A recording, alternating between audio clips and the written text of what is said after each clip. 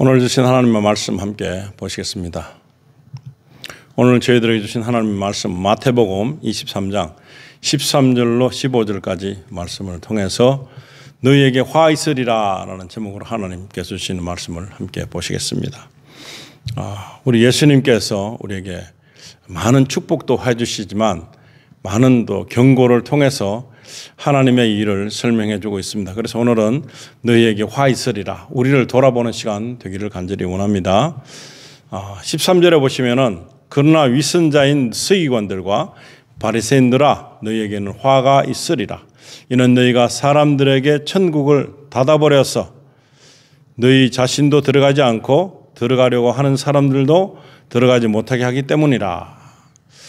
얼마나 이 난감한 일이 벌어지겠습니까? 이것은 예수님께서 하시는 말씀인데 예수님께서 굉장히 중요한 말씀을 해주고 있습니다. 오늘 우리는 하나님의 사람에게 말하고 있는, 그리고 하나님의 백성에게 말하고 있습니다. 그리고 정말 하나님을 잘 믿는다는 사람에게 말하는 말씀인데, 그런데 여기서 오히려 너희는 걸림돌이 될 수 있다.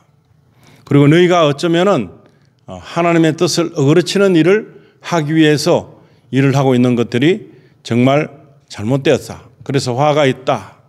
조심해라. 이런 말씀을 해주고 있습니다. 그래서 우리는 나는 안 하겠지, 나는 정말 잘하고 있다 생각하지만 하나님의 방법은 우리가 생각하는 것과는 다르다는 것입니다.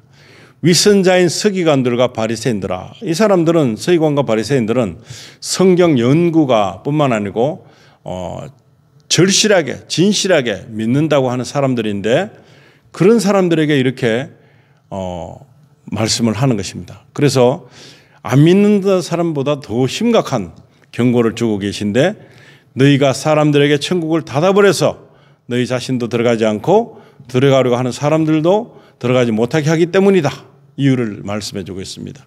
천국이 있는 건 알고 있습니다. 그러나 본인들도 들어가지 않을 뿐더러 다른 사람까지도 못 들어게 하는 그런 장애물의 역할을 하고 있는 그 사람들에게 질책하고 있습니다. 이 사람들이 성경에서 나오는 이런 서기관과 바리새인들이라 하지만 오늘날 우리가 믿는 많은 믿는 사람들이 다니고 있는 교회, 이 교회가 어쩌면은 하나님을 알고 있다, 그리고 하나님을 위해서 산다 하지만 자세히 바라보면 하나님 뜻과 전혀 상관없는 일을 만들어가고 있습니다. 왜곡하고 있다는 것입니다. 그래서 믿음의 사람들을 모으는 장소, 믿음의 사람들이 모여있는 장소, 믿음의 사람들이 추구하는, 하나님을 갈망하는 그런 장소여야 하는데도 불구하고 그렇지 않다 하는 것입니다. 그렇지 않기 때문에 예수님께서 오늘 이 시간에 경고를 날리시는 것입니다. 우리가 이 상황을 보면서 과연 우리가 이 말씀의 주인공은 아닌가? 서기관 바리새인들보다 더 못된 그런 종류의 사람들이 아닌가라고 바라볼 수 있는 시각이 열려야 되는 것입니다. 우리는 하나님의 말씀을 온전히 전하고 있는가? 왜곡되지 않는 상태로 하나님의 하시는 일을 잘 전달하고 있는가 하는 것입니다. 14절에는 위선자인 서기관들과 바리새인들아 너희에게 화 있으리라. 이는 너희에게 과부들의 집을 삼키며 남들에게 보이고자 길게 기도하기 때문이라. 그러므로 너희는 더 큰 심판을 받으리라. 안 하는 사람보다 훨씬 좋은 일을 해 보여주는 것 같은 그런 느낌을 받지만 결국에 무엇입니까? 사람을 위주로 한다. 하나님의 뜻은 없어지고 하나님의 바람과는 상관없이 사람들을 의식하여서 사람들에게 보여지는 그런 모습을 가지고 하나님을 믿는다고 하는 그런 핑계를 잡고 그런 제목을 잡고 있는 이 모습이 가증하다는 것입니다. 잘못됐다는 것입니다. 그래서 이것을 잘못된 걸 알아야 되는데 잘못된 것을 모르는 것이 문제입니다. 왜냐하면 성경 말씀을 보지 않고 그저 좋은 말, 성경, 설교 이런 것을 그냥 생각하고 있습니다. 그래서 나에게 좋은 말 같은, 듣기 좋은 말 같은 그런 말을 듣고 싶어하는 목적을 갖고 있는 사람들이 하나님의 뜻을 만약에 듣게 된다면 심각한 일이 벌어지는 것입니다. 믿기조차 힘든 그런 일이 성경에는 적혀져 있습니다. 그러나 어떻게 보면은 지금은 그냥 하나님의 그 계획이 아니라 사람들에게 맞춰져서 이 말씀 좋다, 괜찮다, 이건 은혜가 된다. 그건 내가 생각하는 주장에 해당하는 나의 해설이죠. 근데 성경 전체를 보시면은 그렇지 않습니다. 하나님의 뜻으로 살지 않고 하나님의 말씀으로 살지 않고 하나님의 그 명령대로 이행하지 않는 사람들은 그 자체가 가증한 존재가 되는 것입니다. 하나님을 우롱하는 것입니다. 그냥 이렇게 해도 돼. 이 정도 돼. 이 정도면 괜찮아. 하는 그런 생각을 가지게 하는 그 모든 잘못된 것은 어디서부터 잘못됐는가? 해석하는 데서부터 잘못됐습니다. 하나님을 잘못 해석하고 있습니다.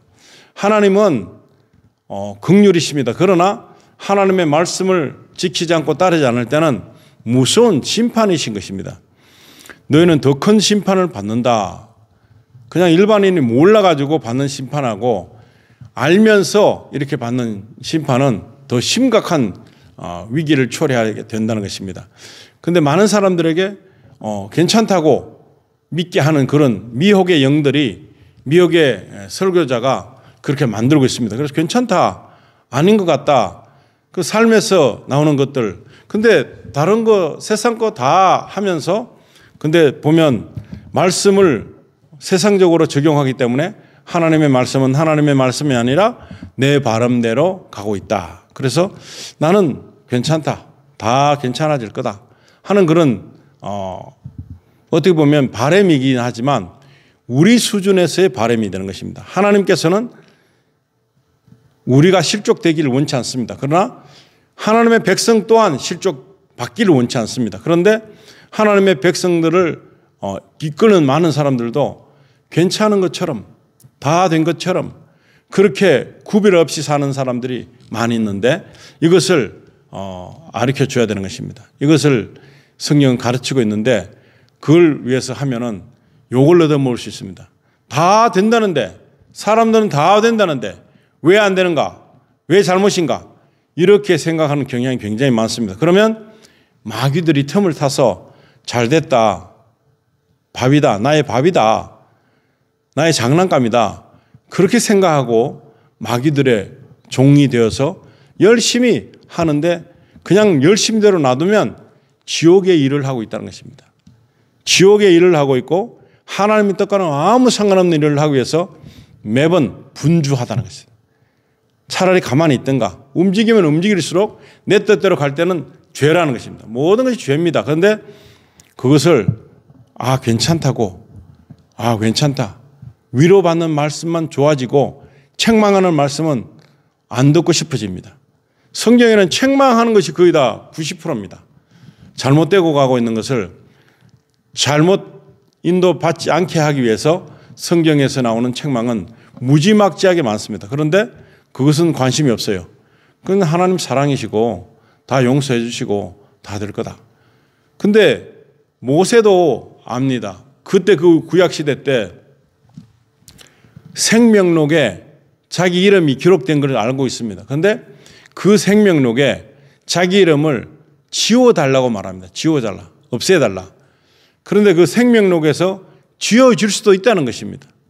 성령님이 우리에게 오셔서 우리에게 하나님을 가르쳐 주시는, 하나님을 인식시키는 인지도가 굉장히 성경적으로 많이 나와 있습니다. 그러나 그 말씀 속에서 사람의 뜻으로 계속 가면, 하나님 뜻과 반대되면 하나님으로부터 버림을 받게 될 수도 있다는 사실입니다.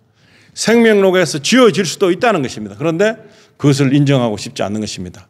왜 한번 기록됐으면 계속 가는 거지, 계속 영원토록 내가 구원받은 것을 이룩하는 거지, 그렇게 생각합니다. 그래서 바울 사도는 염려하는 것이 많습니다. 그래서 잘못되면은 내가 모든 사람에게 구원에 대한 논리와 구원에 대한 정의와 구원에 대한 모든 필요성을 다 말하고 오히려 자기는 버림을 받게 될 수 있지도 않나, 나도 버림받을 수 있다, 그런 생각을 합니다. 왜냐하면 내 뜻대로 가면 분명히 하나님의 뜻이 아닐 때는 버림을 받게 되어 있다는 것입니다. 그것도 모르고 그냥 갑니다. 괜찮다고, 다 괜찮다고, 모든 사람이 그렇게 한다고, 그런 사람적인 사람의 중심적인 것으로 가는 많은 사람들 때문에 지금 이 교회에서 구원이 이루어지지 않고 이건 멸망으로 치닫는 길로 가고 있는 중이라 하는 것입니다.